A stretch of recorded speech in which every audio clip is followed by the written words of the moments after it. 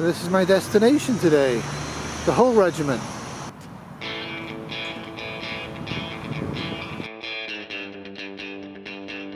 So despite my best intentions, I got conscripted. So I'm a medic in the whole regiment.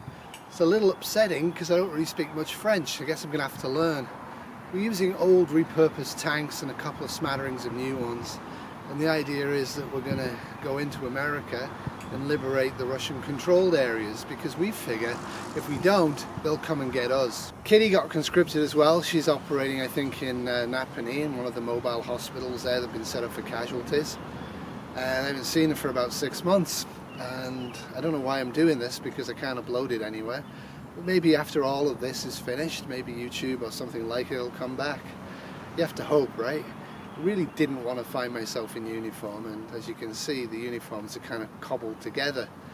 But it is what it is. I'm going to be going south with the whole regiment once the counter-attack starts, and we're going to try and liberate America. I hope they're grateful. Crazy, crazy world. We spent 6 years now messing around, killing people, destroying any possibility to defeat climate change, and it's just an awful mess. But it is what it is. Nobody asked me for this and I don't want to do it. And I did my best not to. If I don't make it, Kitty, and you get this in the post as a little one of those thingamybobs, I love you very much and hope you're doing okay.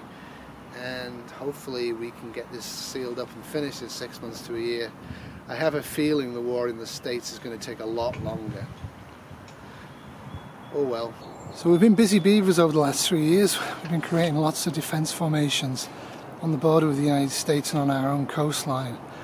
We suspect invasion from Russia is going to come, and we're trying to get ready for it.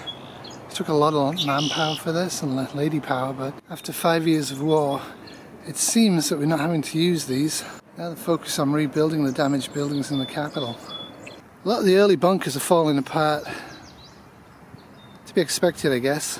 The fear and panic in the early days was pretty bad, and everybody did everything they could to quickly try and rebuild our economy and get ready for an attack.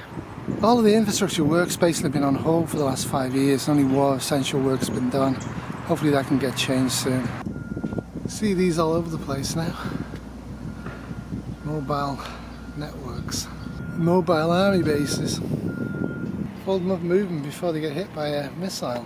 And of course mobile radar installations.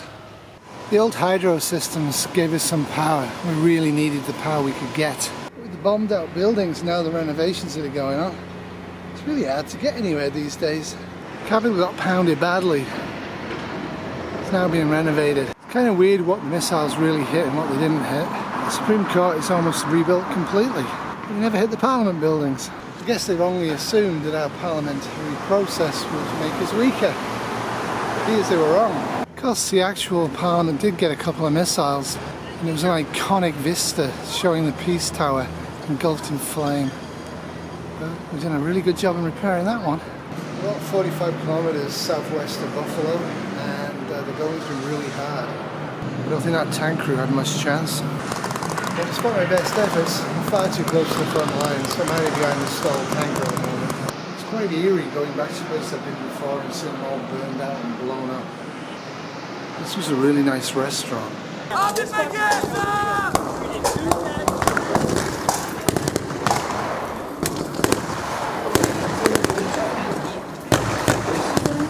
One of the hardest things about these types of camps is actually keeping dry and hydrated, not getting sick. The tents we're all carrying are lightweight tents, and they work quite well. In this forest around me right now is about 400 Canadian troops. What we're doing is just marching south with the intent to swing into LA once we get far enough south, taking our time. What we're trying to do is not present a really easy target for the Russians to hit us. At the same time,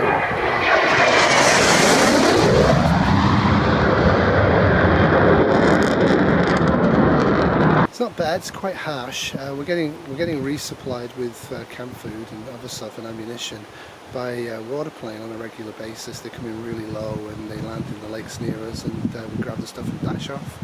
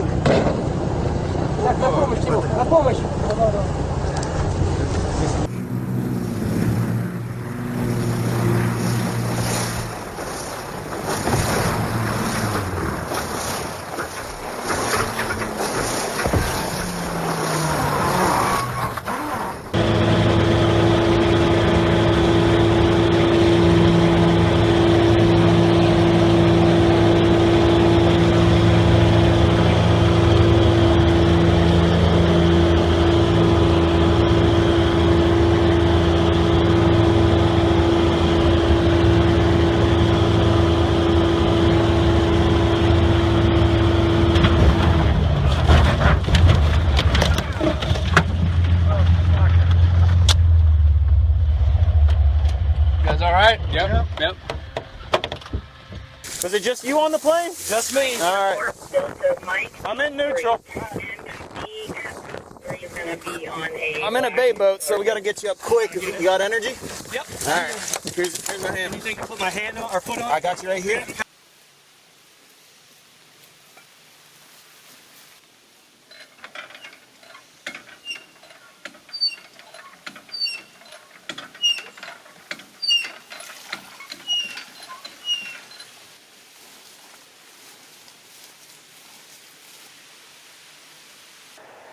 Meow, who's cat? Still with the whole regiment. I'm a medic. One of my jobs is to get water purified and make sure things are sanitary and patch people up. We've been going about 95 days at this point. What we did was we crossed over the border at various points all across the Canadian-American border as was, and we're moving south, and we're using the areas of natural beauty as far as we can because we really don't have air superiority. And like I say, we're still technically in blue states, and the blue states have not given Canada permission to walk in. They're still hoping they can have peace with Russia. We're averaging about 5 to 15 miles a day. We're having rest days every so often, and I'm allowed to call one of them. We're keeping in contact by word of mouth with the other regiments around us. We're not grouping together. We're avoiding contact with American forces. And now we're at the border, we're going to avoid contact with Russian forces as much as possible. The whole concept is to put 100 to 150,000 of us south to draw off Russian troops from their air bases in Texas and Alabama, and hopefully from the LA Basin area.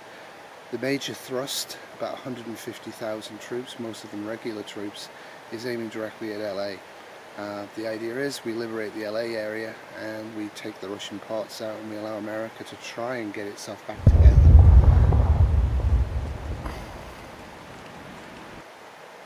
That thrust is a traditional thrust.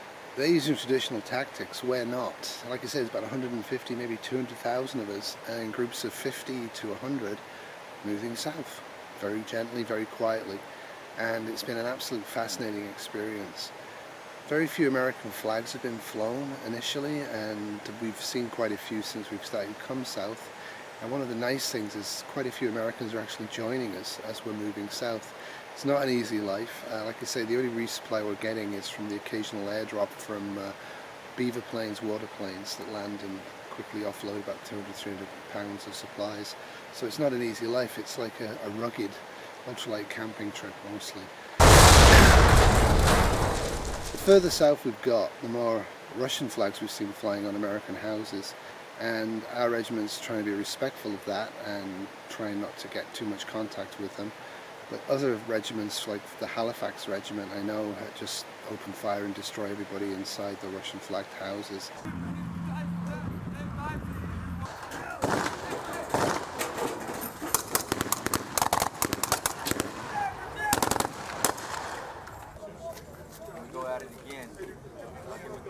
I guess it depends how much suffering you experienced in your hometown before you headed south.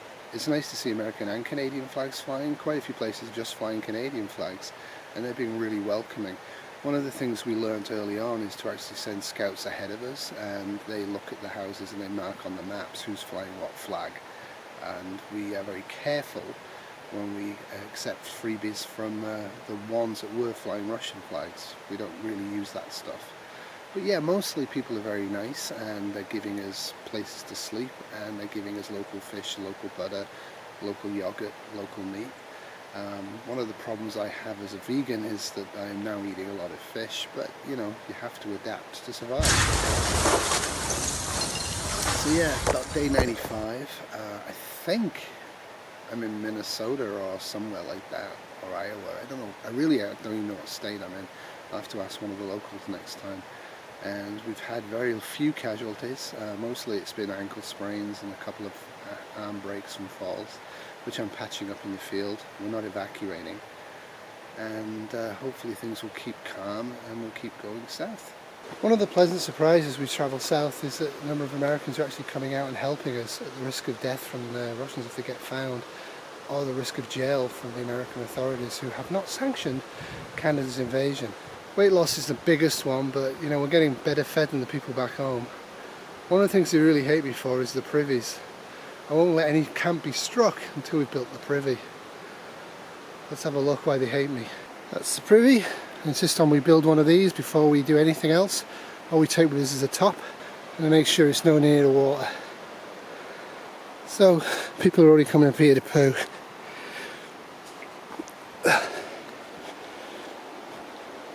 It's impressive ground but rocky, very difficult ground for vehicles to get through, which is the whole point of why we're taking this route.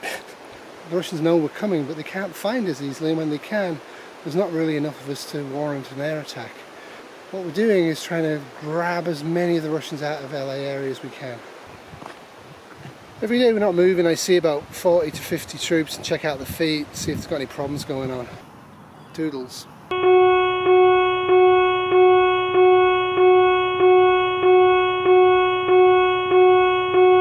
This is not a test. The North American Aerospace Defense Command has detected the launch of 4 missiles. These missiles are believed to be carrying a nuclear warhead and is expected to hit Honolulu, San Francisco, Los Angeles and Vancouver within the next 15 to 25 minutes.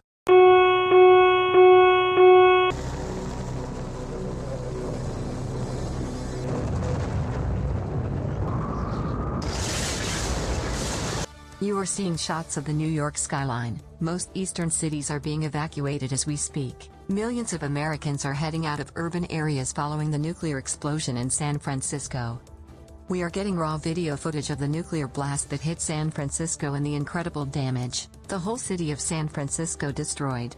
While it may take up to 14 days for first responders to enter the city, the death toll is still unknown.